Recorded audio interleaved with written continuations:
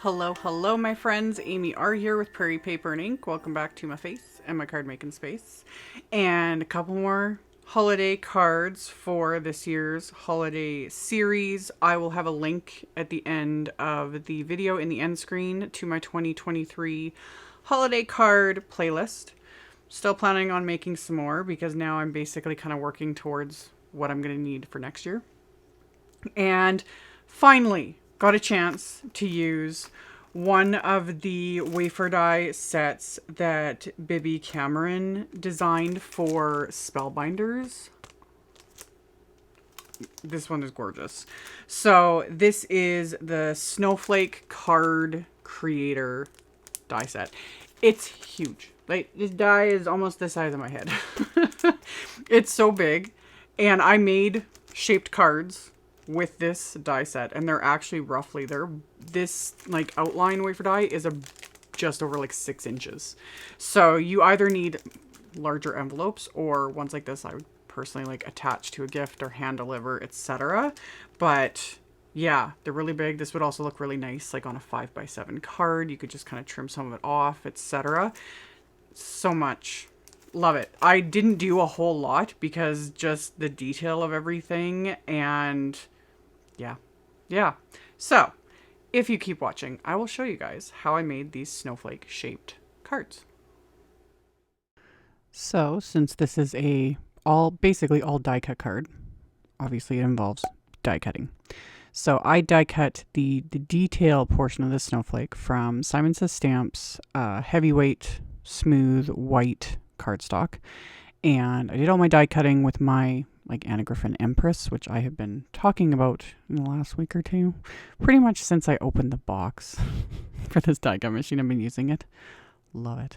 Really loving it. Anyway, I die cut the detail snowflake from the white cardstock, and honestly, this alone, if I actually, decorated my windows, I was like, ooh, these would be really pretty to like, hang in your windows as little decorations, and just, it's gorgeous. Also, I will link with the supplies all the other, like, there's dies, stencils, a glimmer hot foil set that's all part of Bibi's Snowflake collection for Spellbinders. This whole set came out back in the fall. I think it was in September. I'm not 100% sure when they came out, but I will link to them all so you guys can just check them out because they're all just fabulous.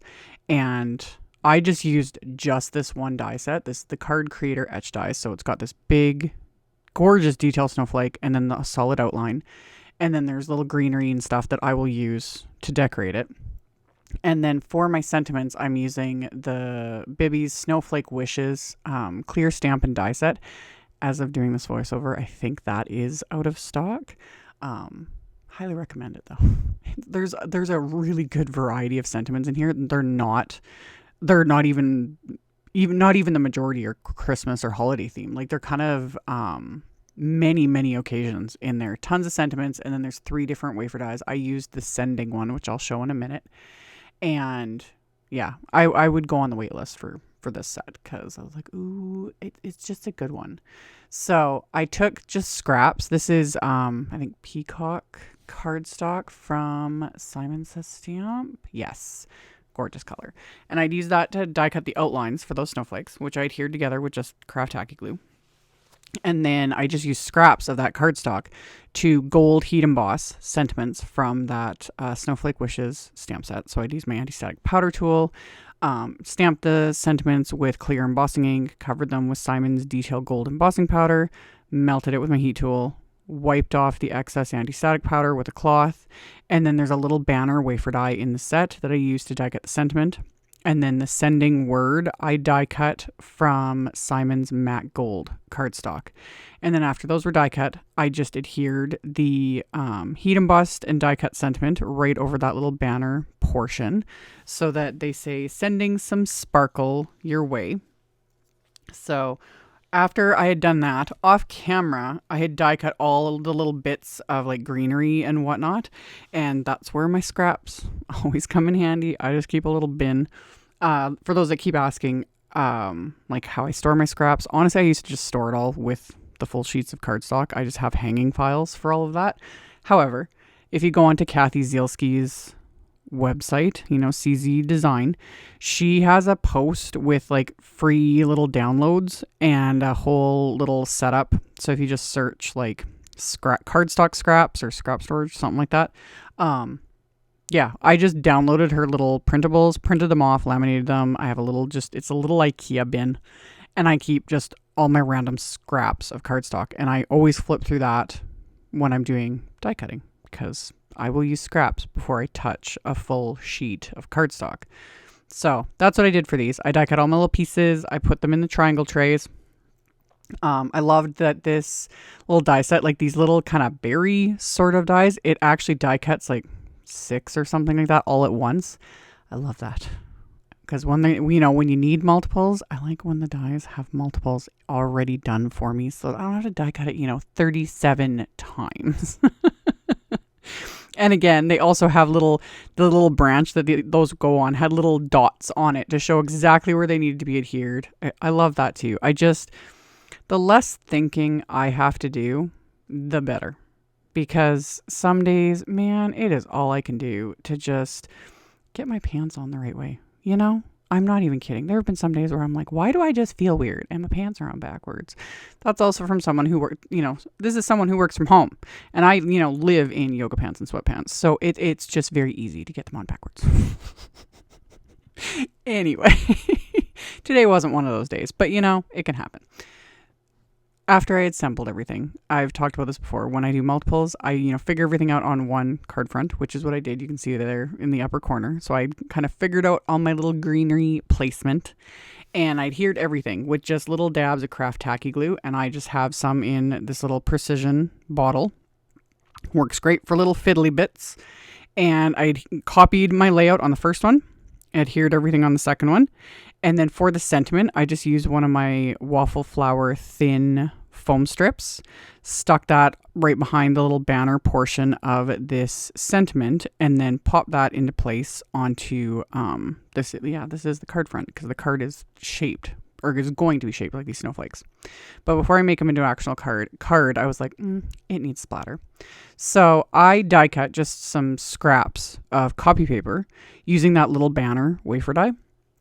And that's just to protect the heat embossed sentiment. I didn't want to get splatter over that because there's a good chance, it's a small sentiment. And I didn't want like any blobs of gold to cover that and, make the sentiment unable to be, legible. So protected those with the copy paper. And then I used my Gonzai Tombi Starry Colors and my little fan brush. I have these in my little splat box. And then I just covered them with gold splatter because why not? So once I was happy with how much I'd added, which was a lot, go big or go home, and then let that dry, remove my little copy paper masks. And then to make these into shaped cards, I just used the outline wafer die and die cut more of the heavyweight smooth white cardstock. And then I stuck them onto my little score buddy here, and I just score one piece. That's it. That's all that's needed. Didn't need to make sure to go across to the other little points on the snowflake. The one is more than enough. And I scored it roughly 3/4 of an inch in, just enough to, hold it in place. So scored that with my little Teflon bone folder, bent it back a little bit just to, make it so that the card will open and close easily.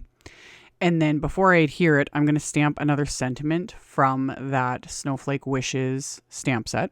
So I got another sentiment onto my acrylic block, and I inked it up with Simon's Ocean Positively Saturated ink. And then just stamped that right into the center of the white snowflake outline. And then once those are stamped into place, I'm going to just put the craft tacky glue above the score line, making sure it doesn't go, past that. And then line the two snowflakes up together, press the part that is glued together, let the glue dry, and there you've got a snowflake shaped card. And like I said, these are roughly, they're just over 6 inches, just a smidge. I think if you had a 6-inch square envelope, these would just fit, or you would need something larger. But like I said, I plan on just probably hand delivering ones like this, or attaching to a gift, or what have you. But you could also stick these onto a front of like a 5x7 card. You would just have to trim off a bit of the snowflake, which would look just fine. It would be gorgeous. Like this thing is, I can't get over how pretty this is. I love it. Bibiana's collections for Spellbinders, because she did the butterfly collection, which I've done videos on, and she did the hummingbird collection as well, and like, oh, chef's kiss, fabulous. The snowflake collection, lovely. She also makes lovely cards. I will link to her Instagram in the description box below the video. Highly worth checking out if you don't already follow her, because she makes just phenomenal. She is so creative and so talented. Seriously, like not just her collections, the cards she makes. I'm always like just jaw on the floor. So I will link to her Instagram. You guys can check her out if you don't already follow her. And then, like I said, I'll link to the rest of the products in this collection with the supplies, along with all the supplies I used. I had a really hard time also showing this standing up because like it's my work surface is glass, but yeah, they can stand up. So, you know, you can kind of put them on display and it's just, they're just pretty. So pretty. Love it. Absolutely love it. So all the links to all the things will be in the description box below the video. So just expand it if you want to check all that out. I'll have a link to my blog post as well, etc., etc. All that'll be below. As always, thank you all so very much for taking the time to watch my videos, for thumbs upping, commenting, subscribe if you haven't. I'd love to have you. And I'll see you all very soon in the next one. Bye.